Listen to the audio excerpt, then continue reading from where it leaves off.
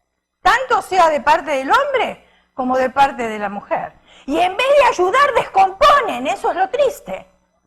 ¿Por qué? Porque la sangre llama y uno siempre trata de defender su propia sangre, aunque no tenga razón, porque así de justos nosotros somos, ¿verdad?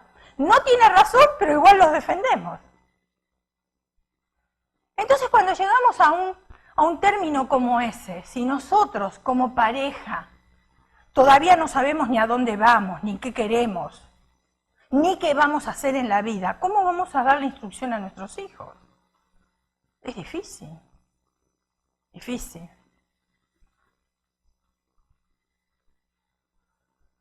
Al norte de Damasco, viaje de 160 kilómetros aproximadamente, Abraham batalló por su familia en varias ocasiones. No se desanimó. ¿Cuánto estamos orando? No necesitamos hacer 160 kilómetros para orar o batallar por nuestra familia. Podemos pelear por nuestra familia dentro de nuestro hogar. Ahí mismo, hacer una guerra con él. Recuperar la familia debe ser nuestra meta.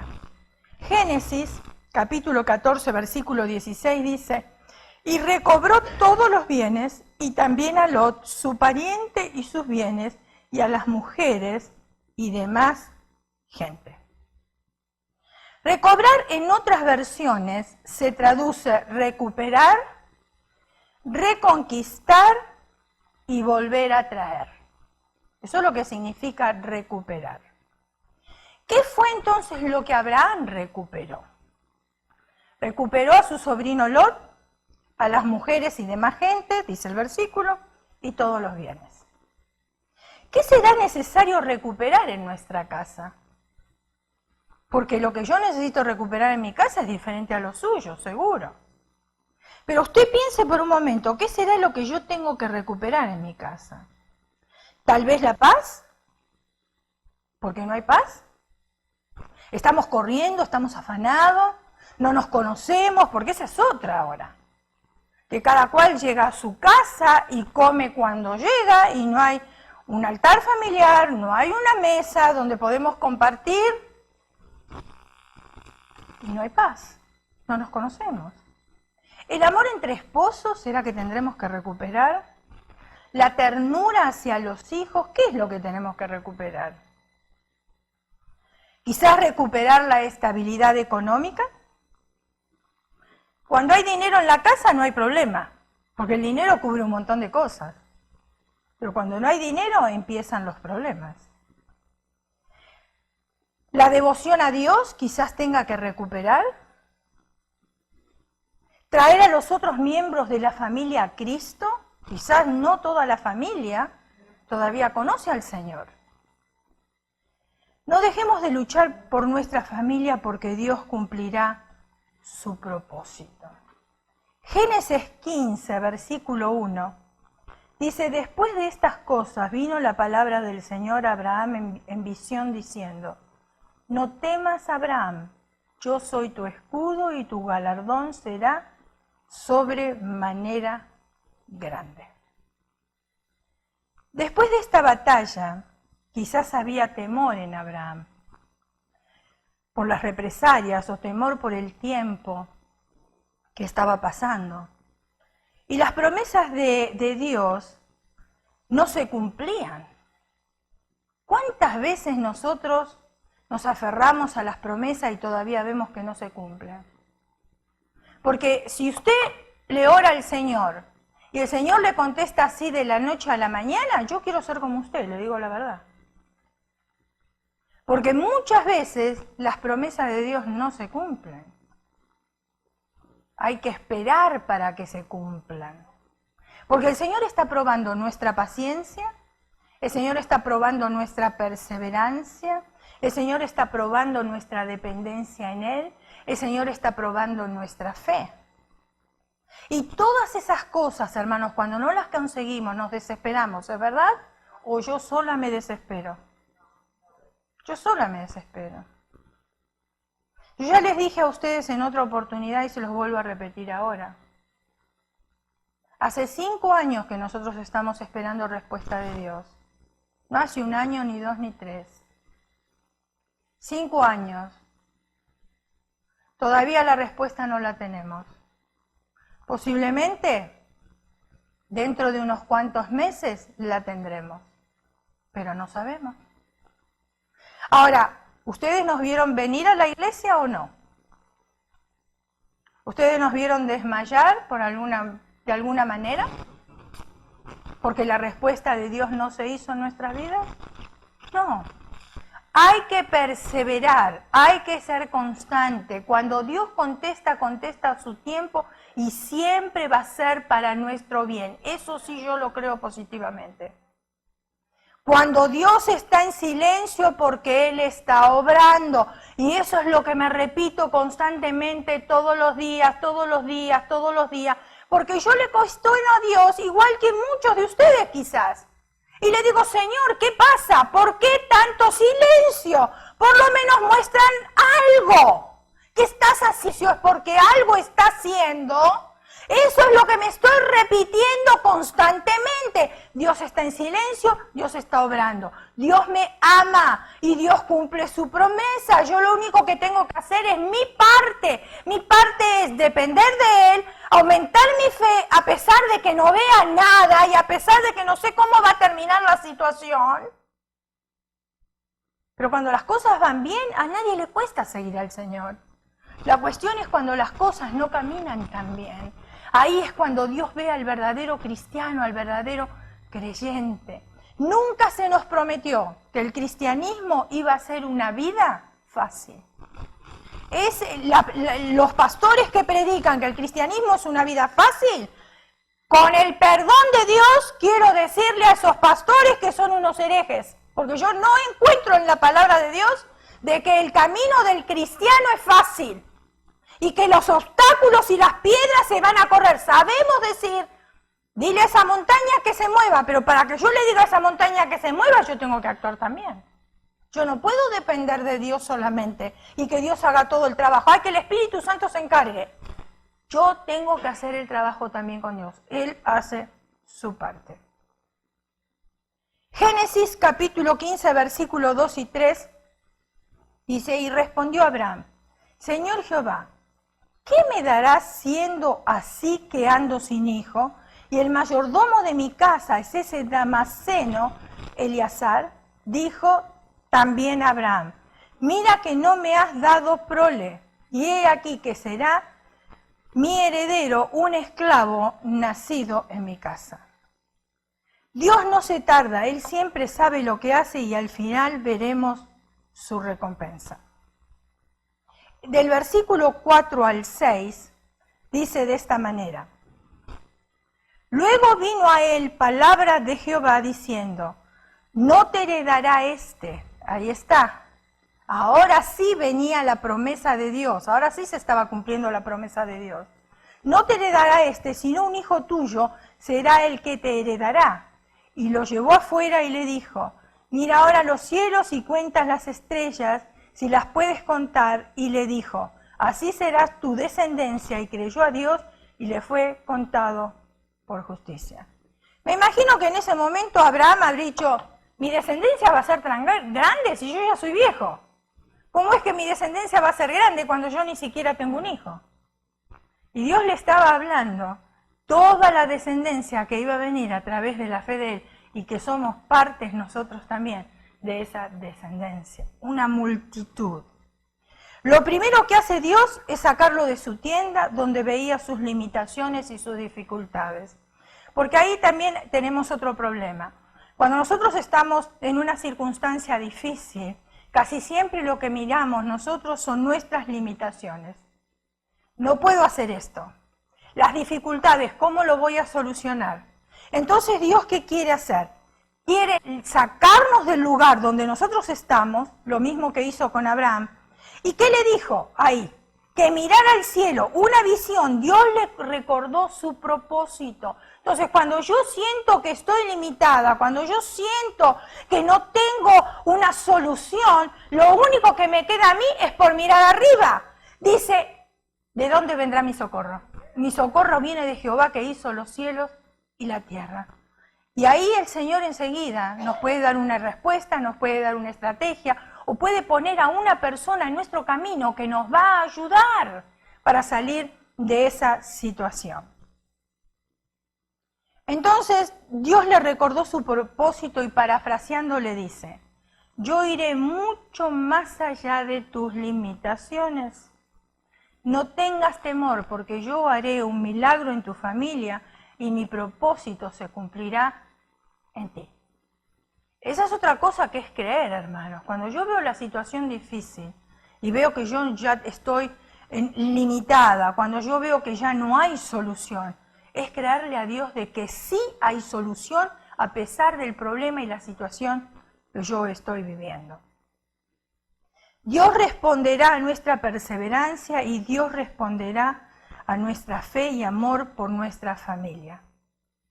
No nos desanimemos por las actitudes en nuestra casa o por lo que el enemigo está haciendo. Peleemos por nuestra familia y Dios peleará con nosotros y venceremos, porque nuestra familia es de Jesucristo. Dios nos regaló la familia. Por lo tanto, Él nos ayuda a mantener la familia unida. Cuando la familia no está unida, hermanos, escuchen, no está unida porque la decisión es de nosotros. La decisión es mía. Si yo no quiero luchar para divorciarme, de la noche a la mañana yo me divorcio. ¿O no? ¿Sí o no? Pero tengo que luchar. Pero muchas veces nuestro egoísmo, nuestro deseo, nuestro orgullo no nos permite a nosotros rebajarnos. ¿Me está entendiendo la palabra rebajarnos? Humillarnos para poder seguir adelante. ¿Por qué? Porque yo no puedo pensar solamente en mí, ni tengo que pensar solamente en mí. Yo tengo que pensar en mis hijos. ¿Cómo va a resultar eso? ¿Qué va a pasar con ellos? Porque miren, mi esposo puede ser un vil marido, pero no necesariamente es un mal padre. O sea, la relación que yo tenga con él o los problemas que yo tengo con él, nada tienen que ver con mis hijos. Porque mis hijos lo ven de otra manera. Y en su sangre, mis hijos siempre van a llevar la sangre del padre, me guste a mí o no me guste. Aunque lo corte yo a mi marido en pedacitos, siempre va a ser el padre de mis hijos. Eso no va a cambiar. Entonces, en vez de pensar en mi egoísmo, yo tengo que pensar en las consecuencias otra vez de mis decisiones. Hoy la mayoría no quiere casarse y yo he escuchado a un montón de personas, y cuando llegamos aquí a esta iglesia, creo que vivían en pareja como 13 o 15 matrimonios. Tanto que les hablamos de la palabra, llegaron a casarse. Para nosotros fue una fiesta. Fue una fiesta porque el Señor había vencido, después de todo. Entonces una hermana me dice, pero a mí ahora me da vergüenza, ¿qué voy a hacer? ¿Ahora me voy a casar? Digo, para mí no es vergüenza, para mí es un gran testimonio. Que vivías de esta manera, conoces a Cristo y ahora estás obedeciendo al Señor. Al contrario, eso es una celebración que uno tiene que hacer. Pero ¿qué pasaba? Esta joven no se casaba porque la madre le decía esto. Escuchen ustedes la mentalidad que hay. Y mentalidad equivocada. La madre le decía, es mejor que no te cases y vivas juntos. Porque atravesar por un divorcio es mucho más difícil. Fíjense ustedes la mentalidad. Ya le estaba poniendo en la mente a esa joven que se iba a divorciar, empezando por ahí. Y segundo, le estaba ella solapando y le estaba enseñando a vivir en pecado.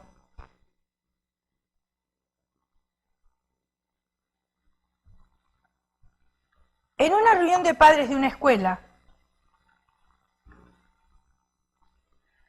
la directora resaltaba el apoyo que los padres deben darle a sus hijos. Ella entendía que aunque la mayoría de los padres de la comunidad eran trabajadores, debían encontrar un poco de tiempo para dedicar y pasar con los niños. ¿Cuántos saben eso? Sin embargo, la directora se sorprendió cuando uno de los padres se levantó y explicó que él no tenía tiempo de hablar con su hijo durante la semana. Cuando salía a trabajar era muy temprano y su hijo todavía estaba durmiendo. Cuando regresaba del trabajo y el niño ya estaba acostado. Explicó además que tenía que trabajar de esa forma para proveer el sustento de la familia. Dijo también que él no tenía tiempo para dar a su hijo y eso le angustiaba mucho e intentaba reemplazar esa falta, dándole un beso todas las noches cuando llegaba a la casa para que su hijo supiera que él había ido a verle mientras él dormía.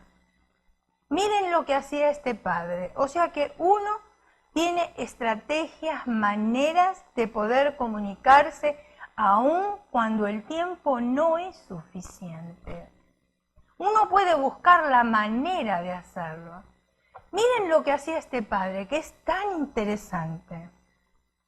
Él entraba al cuarto, le daba un beso a su hijo estaba durmiendo. Claro, el niño a la mañana no sabía que el papá había entrado.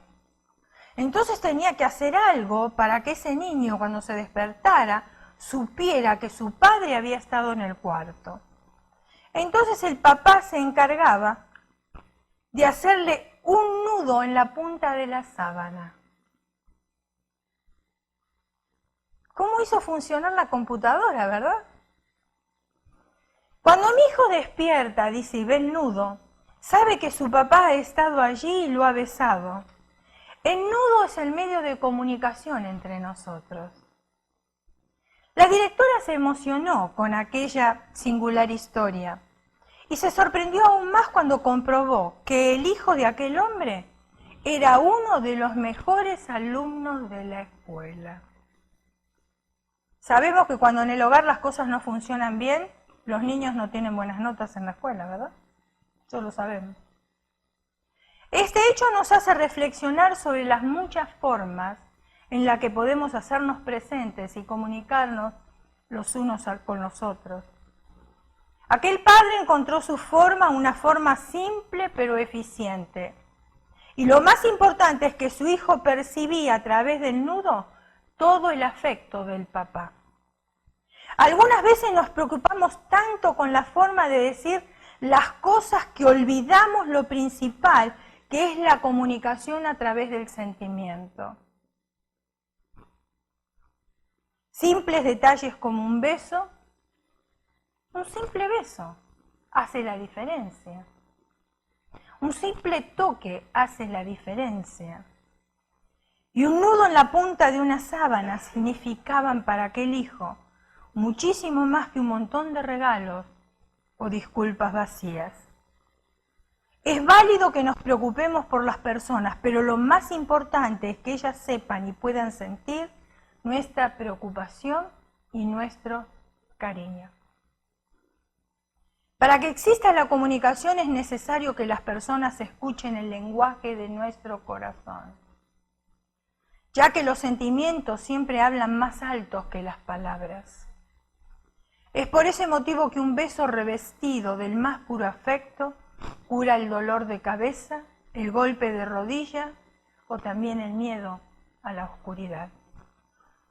Las personas tal vez no entiendan el significado de muchas palabras, pero saben distinguir un gesto de afecto y de amor.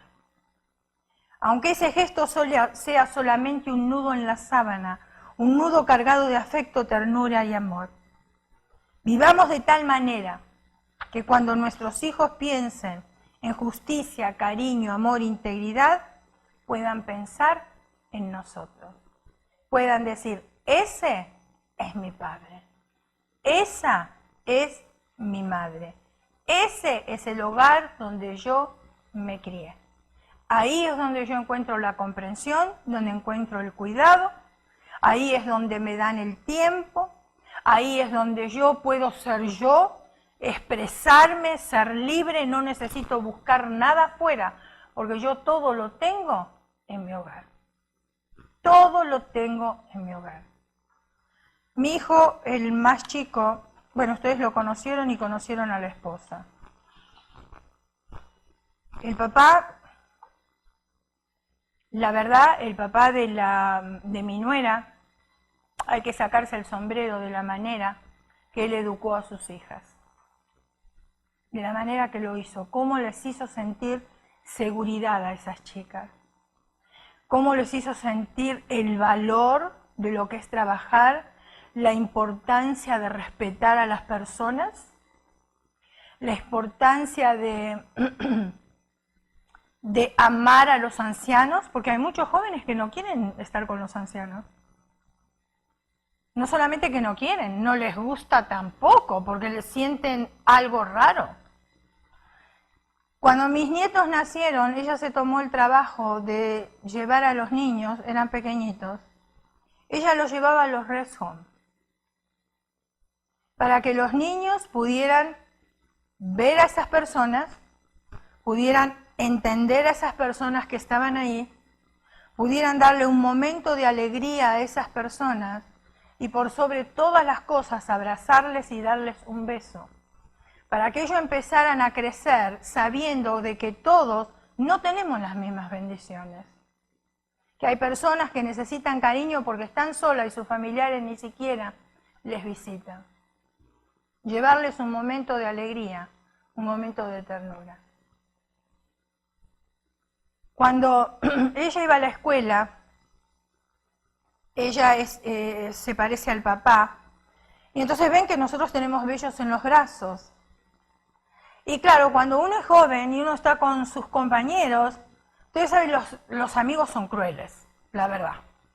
Porque el bullying es una crueldad. Y siempre tratan de ver algo en la persona para ser crueles. No son todos, pero siempre hay un grupo. Entonces, siempre le hacían burla acerca de eso, del vello.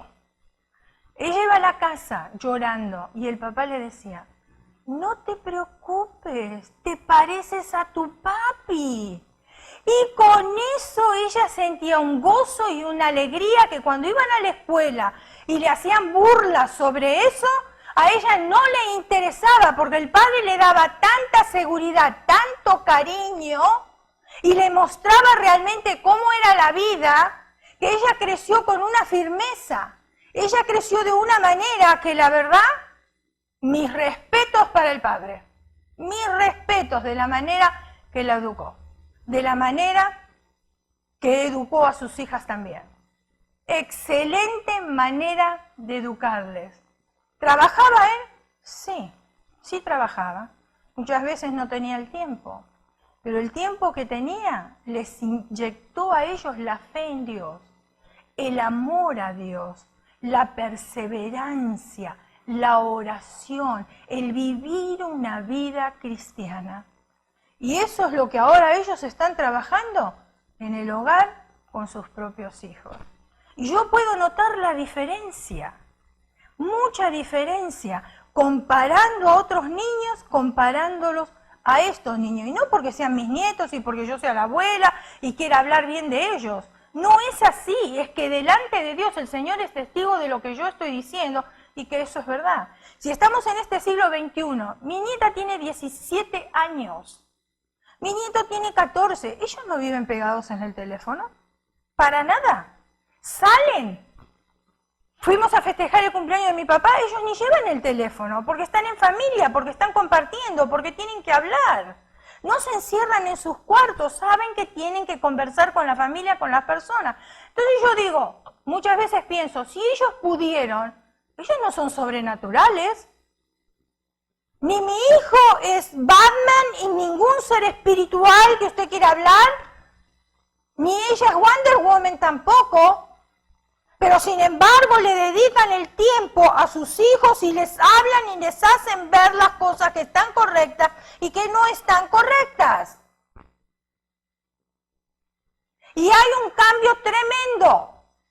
Yo los puedo comparar con mis otros nietos, que no son iguales, son diferentes, totalmente diferentes. ¿Son buenos chicos? Sí, yo no estoy diciendo que sean malos chicos. Son buenos chicos, son trabajadores, pero son totalmente diferentes. A estos les encanta estar con la familia. Si ustedes vieran esos dos chicos cómo lo atienden a mi papá, cada rato le preguntan si tienen sed. Le llevan una colcha cuando lo llevan a la casa para taparlo. Todos los años para escoger el árbol de Navidad ya lo hicieron tradición. lo van a buscar a mi papá y están con él todo el día. Ahí se la pasa a mi papá y come con ellos y están con ellos. Y pregúntenle a mi papá por esos bisnietos que él tiene. El cariño que les tomó, porque son unos chicos tan diferentes. Y yo digo, si ellos pudieron, otros también pueden. Porque no son seres sobrenaturales, son de carne y hueso. Pero hay que invertir el tiempo. ¿Los padres trabajan? Sí, mi nuera trabaja de noche. Ella es enfermera. O sea, que también trabaja, también tiene que dormir, también tiene que cuidar, también... Pero su prioridad es la familia. Su prioridad es la familia. Y yo creo que eso es lo que nos tenemos que grabar. Nuestra prioridad tiene que ser la familia. El tiempo que yo tenga libre es para dedicárselo a mis hijos. No es para dormir, no es para ir al parque. Si vamos al parque, vamos todos juntos. Y si estamos durmiendo, dormimos todos. Pero el tiempo